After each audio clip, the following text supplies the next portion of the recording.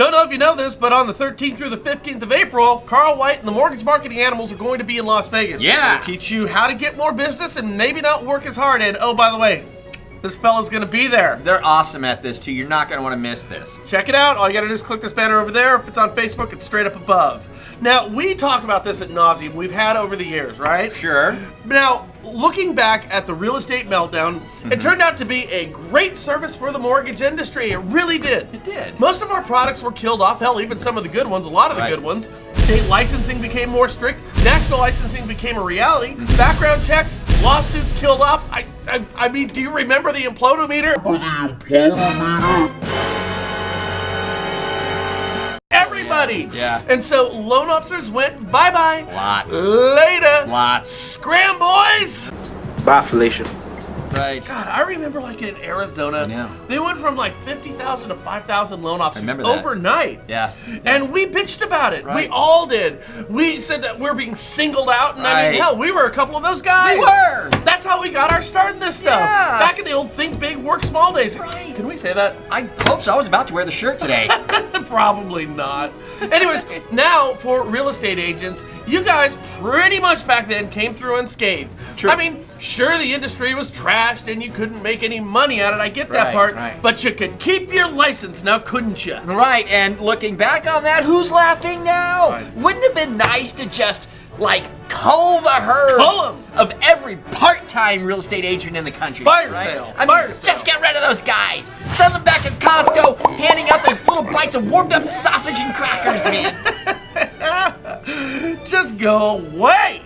Because here's our question. Yeah, and it's this. Do you think that part-time agents hurt your value as Yours. a full-time agent? You. Do you think for all the clients who happen to be good friends with part-time agents and use them, and they don't bring a full-time agent's value to the table, do they lower the bar of expectation for everyone in the industry? Everybody in the industry, Do they? right? Because I heard this from Forbes.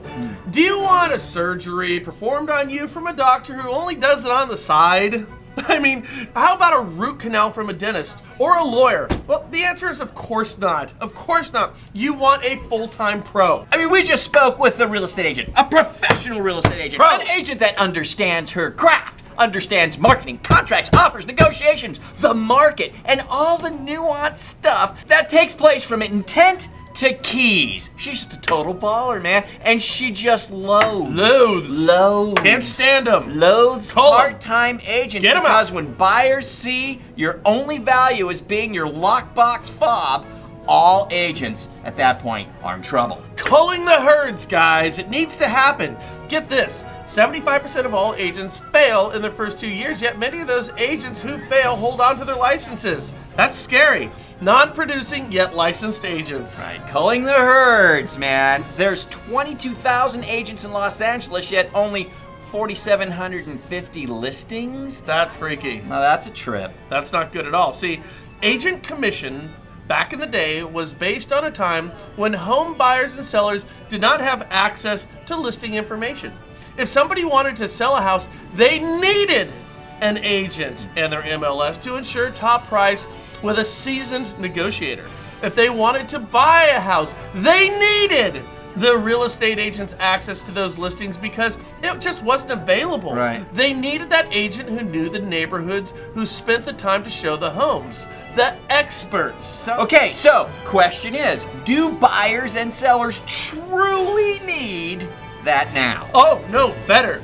Do buyers and sellers truly need that now? Very clever. Not like they did 20 years ago when agents locked up their listing information like it was Fort Knox. Now that information's just like Knott's Berry Farm.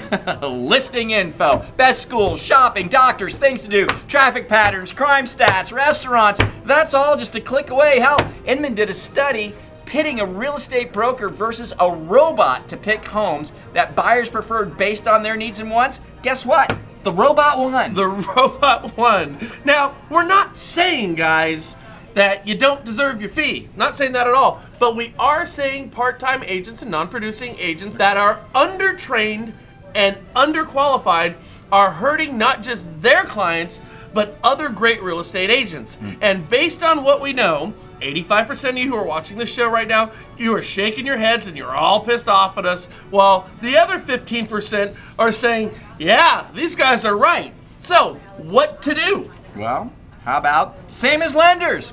Call the herds, but you, the real estate industry, you need to take the initiative to do this. You need superior training in all areas of real estate. You need only full-time agents and that occasional dedicated seasoned part-time agent.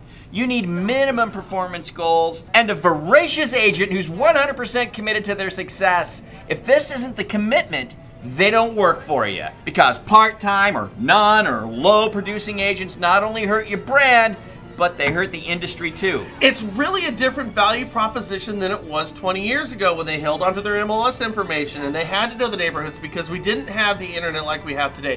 The value proposition for these agents who get it understand the marketing component, A, and B, how to use social media to get those listings in front of the people who want to buy them.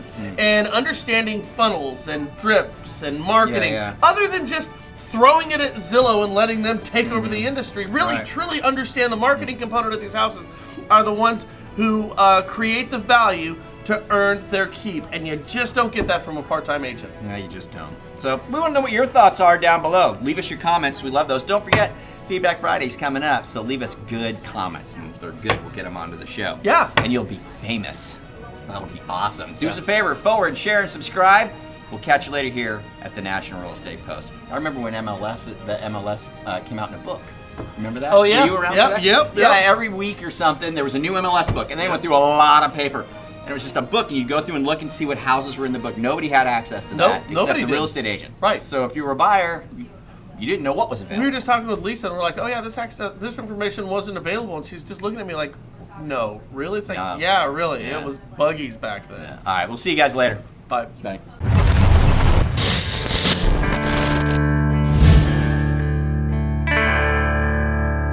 You are my sunshine,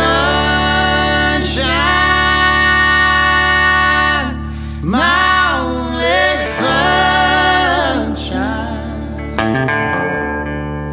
You make me happy when skies are gray. You'll never know